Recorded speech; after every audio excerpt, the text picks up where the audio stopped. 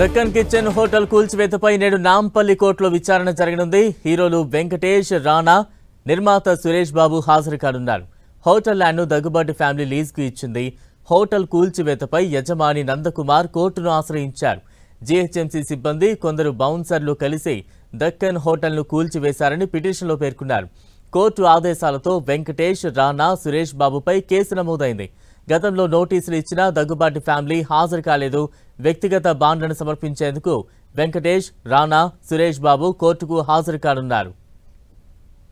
ఇక తాజా అప్డేట్స్ అందించేందుకు మా ప్రతినిధి సునీల్ సిద్ధంగా ఉన్నారు. సునీల్, ఫిలింనగర్ లో ఉన్నటువంటి దక్కన్ కిచెన్ హోటల్ కూల్చివేతపై ఈ రోజు నాంపల్లి కోర్టు మరోసారి విచారణ చేపట్టే అవకాశం ఉంది. దక్కన్ కిచెన్ యజమానిగా ఉన్నటువంటి దగ్గుబాటి కుటుంబం మొత్తం కూడా గతంలో ఈ యొక్క హోటల్ ని అటు నందకుమార్ అనే ఒక వ్యక్తికి లీజ్ కి ఇవ్వడం జరిగింది. అయితే ఆ వివాదం కొనసాగుతున్న నేపథ్యంలో ఆ హోటల్ ని కూల్చివేశారు. కూల్చివేసినటువంటి నేపథ్యంలో అతను పోలీసులకు ఫిర్యాదు చేశారు. ఫిర్యాదు మేరకు పోలీసులు కేసు నమోదు చేసుకుందండి.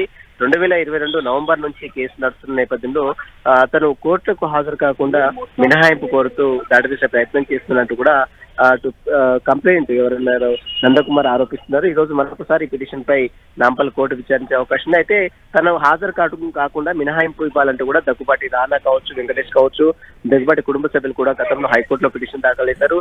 మరి ఆ పిటిషన్ పై విచారించిన కోర్టు మినహాయింపు ఇచ్చిందని వారు చెప్తున్నారు. మరి ఈరోజు కోర్టు విచారణలో ఆ మినహాయింపుకు సంబంధించిన విషయాలపై కూడా కోర్టు దృష్టికి తీసుకొచ్చే అవకాశం ఉంది. ప్రస్తుతం ఈ రోజు విచారణకు హాజరవుతారా లేదా, మరి హైకోర్టు ఇచ్చినటువంటి ఆదేశాలకు హైకోర్టుకు ఇచ్చినటువంటి ఆదేశాలను ఈ రోజు నాంపల్లి కోర్టు దృష్టికి తీసుకొస్తారని కూడా మరి కాసేపులో క్లారిటీ కూడా వచ్చే అవకాశం ఉంది. ప్రస్తుతం అయితే పిటిషనర్ నందకుమార్ తో పాటు కొంతమంది సభ్యులు కూడా కోర్టుకు చేరుకున్నారు. మరి కాసేపులో ఈ పిటిషన్ పై కూడా కోర్టు విచారించే అవకాశం ఉంది. Right, thank you Sunil.